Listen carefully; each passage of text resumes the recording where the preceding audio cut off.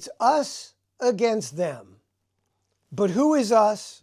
Who is them? And where do you land? That is the question at the center of American politics right now.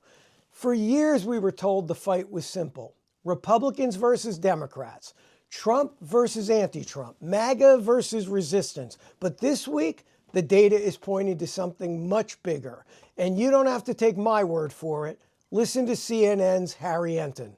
As well, the Democratic Socialists seem to be doing considerably better than they used to be, and they have the chance to knock off, in fact, Democratic incumbents in Congress.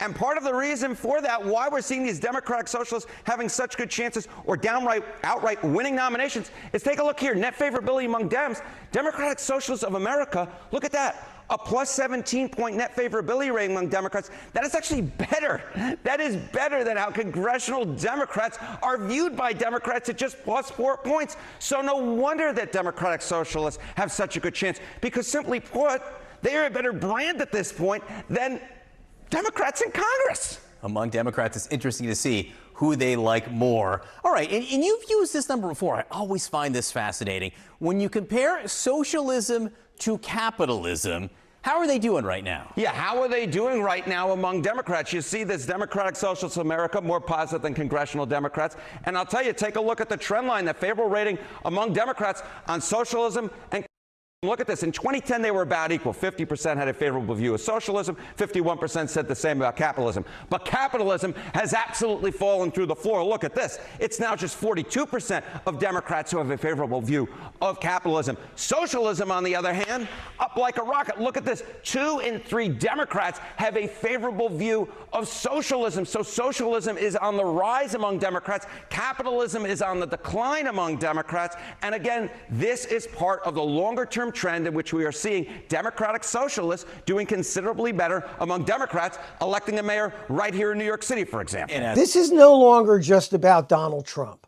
Trump may be the accelerant. He may be the lightning rod. He may be the man who revealed the divide, intensified it, and turned it into political power. But he did not create the deeper split now running through the country. The old fight was Republican versus Democrat. The new fight is becoming something more fundamental. Capitalism versus socialism, patriotic pride versus national disillusionment, and confidence in America's future versus doubt about where the country is headed. And here's where it makes the moment so important. Inside the Democratic Party, democratic socialism is not just activist noise or fringe coalition anymore. It is becoming a brand, a movement, and in some places, a real political threat to establishment Democrats. Candidates who embrace the Democratic Socialists of America are winning in blue cities across the country. And this is not a good thing for establishment Democrats, either in the midterms or going into 2028. The House generic ballot should be favoring Democrats by double digits if we are to believe the anti-Trump blue wave theory. In fact, over the past several weeks, it is collapsing to somewhere between 1 to 3 point lead for Democrats. Be generous, call it 5 points. That's not enough to flip the House, let alone the Senate.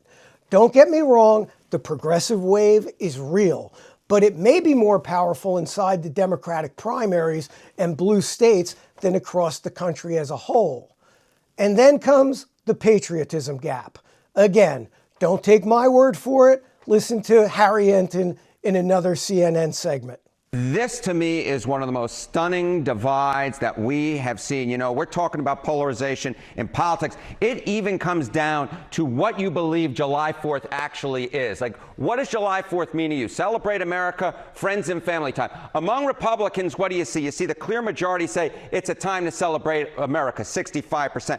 Among Democrats, however, the plurality disagree. Look at that. What do you see? Friends and family time at 42% versus just 24% who say that what it means most for them is to celebrate America. So even on the basic question of what July 4th means to you, we have Republicans on one end saying celebrate America, more of them say that, and Democrats on the other end saying that it means more to them to have time with friends and family. What do they say about the flag? Yeah, okay, so What do they say about the flag? Even on the basic level of flag, look at this. Look at how we have an increasing polarization on this issue. We'll display the flag on July 4th, the American flag. Back in July of 2001, look at this. You had 68% of Republicans, 65% of Democrats saying that they would, in fact, display the flag on July 4th. You come over to this side of the screen, Republicans basically are where they were 25 years ago, right? 64%. But look at that Democratic percentage, absolutely plummeting. Just 27% of Democrats say they will, in fact, display the flag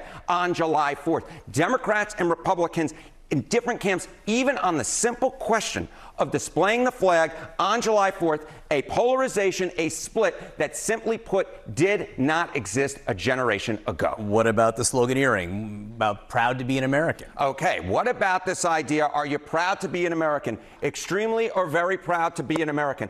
Again, look at this divide, a growing divide on this question. Back in January of 2001, 90% of Republicans, 85% of Democrats. This was after a very contentious 2000 election, keep in mind, right, with George W. Bush coming into the White House. You come over to this side of the screen in 2026, look at this. Again, the Democratic percentage absolutely plummets to just 29% of Democrats say they're extremely or very proud to be an American. That Republican percentage, the exact same, 90 and 90. The Democratic percentage, what is that? That's basically a third of the level that it was just 25 years ago. I think you're right to point out that this was a time when Democrats... The numbers are striking.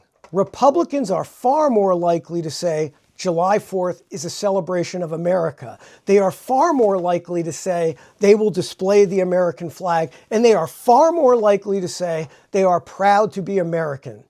For Democrats, and many Democrats, it may be something more complicated, a sense of loss. They may believe the country they are very proud of once has been changed, damaged, or even taken from them by Trump, MAGA, cultural conflict, institutional breakdown, or politics they no longer recognize. If one side experiences America through patriotic pride and the other increasingly experiences America through disillusionment, then we are no longer talking about ordinary politics. We are talking about two different emotional relationships with the country.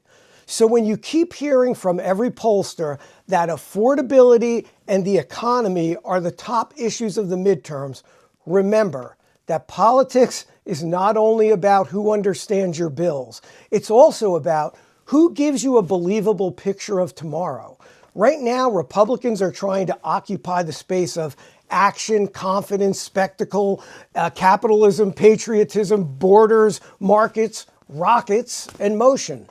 Democrats are being pulled towards a politics of national disillusionment, skepticism of capitalism, suspicion of billionaires, and discomfort with the traditional expressions of patriotic pride.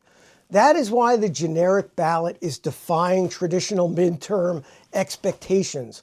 It doesn't guarantee Republicans victory, but it does define the fight. Donald Trump did not create this divide. He revealed it, and anyone who thinks it disappears when he exits the stage is badly misreading this country.